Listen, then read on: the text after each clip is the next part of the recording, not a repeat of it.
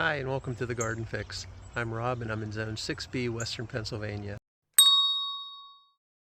So today I thought I'd take you around and give you a really quick, brief look at what's happening in the garden right now.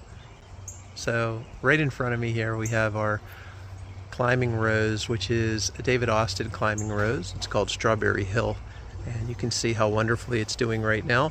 Lots of petals on the ground, but it has really performed well and I love it.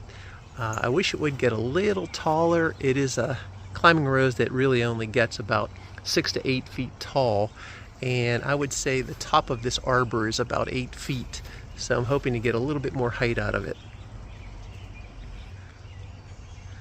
At the base you can see we have some gaillardia that's starting to bloom, and one of the cool things that I think that we did was we took some wild strawberries and put those down as ground cover, and you can see that there are little red wild strawberries here. They're not really good to eat.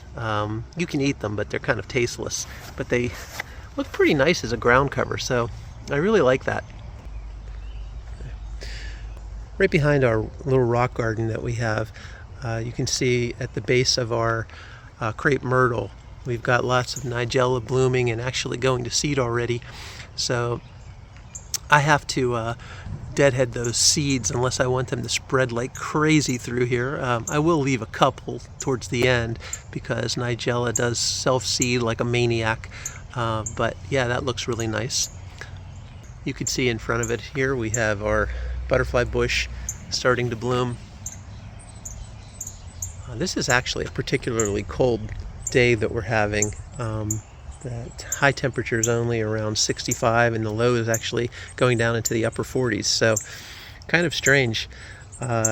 If you look to the right here, we have our hot lip salvia already blooming, and that usually blooms late summer, so that's nice that it's getting a jump on things this year, and that will bloom seriously until October. Yeah, it'll be awesome.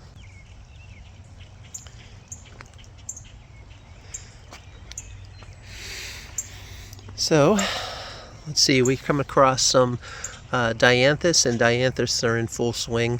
We have about 3 or 4 different types of dianthus in the garden.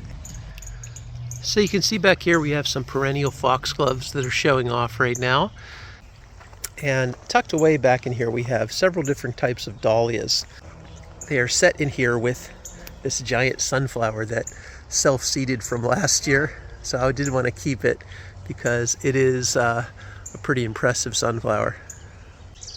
Before I leave this little section, I want to turn back around here by our water feature and show you our foxtail lilies that are near our tiger eyes sumac. This is the tiger eye sumac, and popping up through there we have our foxtail lilies. This is Cleopatra, and that's new to our garden this year, and we had a couple more planted back in this area, but they didn't flower. So hopefully next year. If not, I definitely think I'm going to get a few more of these guys. They're really pretty.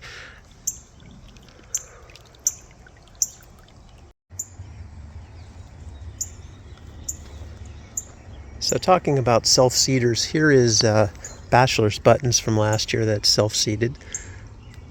And as we make our way down through here, you can see to the right here, this is a baby Joe Pye weed that is looking really healthy. I actually had to trim away some of the bottom here to give us space to walk through. So I think I left just enough, and that'll look wonderful when that gets to be blooming. So this time of the year in Zone 6B, Western Pennsylvania, it is approaching lily season, or the lily time of the year, and you can see all the lilies back here that are getting ready to bloom, and we have some that are actually blooming in some other parts of the garden. We still have some painted daisies here that are flowering. As we come through here, you can take a look at how I updated our pond. We actually have some little fish in there and 4 little goldfish that are kind of shy this time of day. but I did do a lot of planting around here, and you can see back here, this is our Meadowland rose. It's a ground cover rose. Last year was our first year with it. It was really small, only had about 3 or 4 flowers on it. And this year, one of the things I noticed about this is that the blooms last a long time. In fact, this has been blooming now for at least a month, and there are no petals on the ground yet. So yeah, I really like this rose bush, and it's very healthy.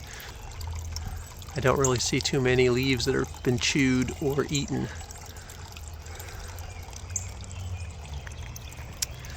As we walk down this little sidewalk here, Sweet William is kind of starting to fade its blooms here. I'll probably cut it back and see if I can get it to rebloom. Usually I can. Behind it here is our spirea. It is a double play Big Bang spirea, and it is just an amazing plant. It is one of the first things that puts on growth in spring, and it comes out with reddish orange leaves, and then it flowers into this beautiful pink flower. It attracts pollinators like crazy. Not today because it's so chilly out, but I will cut this back probably 3 times, and it will keep doing the same thing throughout summer. It's really colorful all year. I love it. So let's see, you can see over here, this big pop of orange is one of our lilies that are starting to bloom. It almost looks like it's fake. It's so beautiful. Something else I want to show you here back by our water feature, and that is our Jethro Tull coreopsis that's flowering, and we have another one right over here. I'll show it to you as we walk past these. Veronica that is flowering. We have 3 speedwells in our garden, and that's just one of them. Here is the Jethro Tull coreopsis, and it has this unique fluted petal on it. And this coreopsis is one of my favorites because just about all the other coreopsis here are not flowering yet, and this one's been flowering for a couple weeks now, and if you continue to deadhead it, it will flower all summer. It will be the last one. It'll be the first one flowering of the coreopsis and the last one flowering.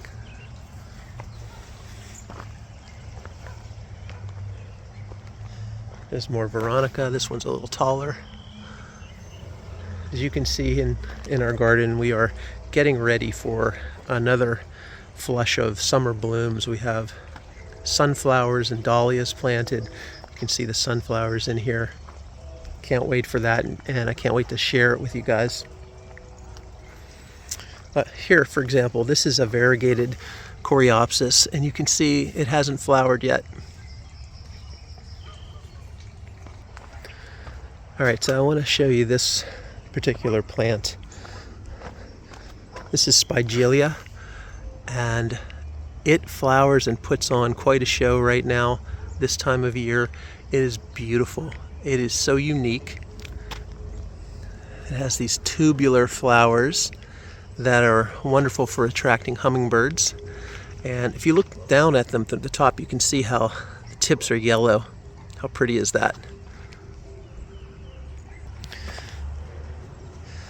So Zone 6B is not supposed to be particularly hardy for snapdragons, but these 2 particular snapdragons just keep coming back every year and bloom all year, and they bloom all season, and they look good. Again, they do need a little bit of deadheading already, but they're wonderful, and I know that snapdragons are favorites among lots of people.